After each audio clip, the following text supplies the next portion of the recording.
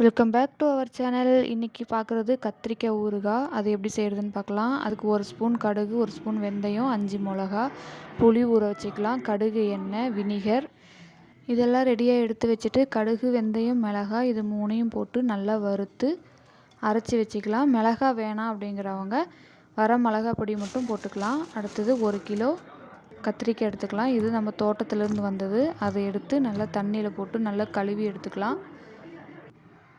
Cut பண்ணி எடுத்துக்கிட்டு 1 spoon உப்பு போட்டு நல்லா கழுவி வடிகட்டி எடுத்து வச்சுக்கலாம். அடுத்தது கடுகு எண்ணெய். நான் 1/4 லிட்டர் எண்ணெய் வாங்கியிருக்கேன். போதுமான அளவு எண்ணெய் ஊற்றி கத்திரிக்காய் அதில் போட்டு உப்பு, மஞ்சள் பொடி போட்டு நல்லா வணக்கி விடலாம்.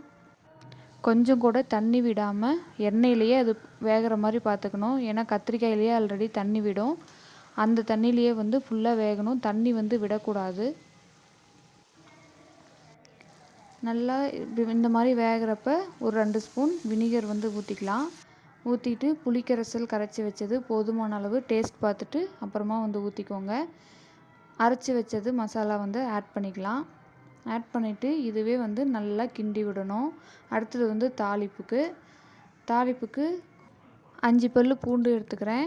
அதை நல்லா குட்டி குட்டியாக நறுக்கி எண்ணெய் விட்டு கடுகு போட்டு அது பொரிஞ்ச உடனே இந்த பூண்டை கொட்டி நல்லா வதக்கி விடணும். ஃபுல்லாக ப்ரௌனிஷாக ஆகணும்னு இல்லை, லைட்டாக ஆஃப் குக் ஆனால் போதும். அதில் கருவேப்பிலை போட்டு நல்லா பொரிஞ்ச உடனே நம்ம வதக்கி வச்சுருந்த கத்திரிக்காயில் எடுத்து நம்ம போட்டுக்கலாம். இது நல்லா கிண்டி விட்டு இந்த எண்ணெய் பிரிஞ்சு வர அளவுக்கு நல்லா வேக வச்சு எடுத்துக்கணும். அவ்வளோதான். தேங்க்யூ.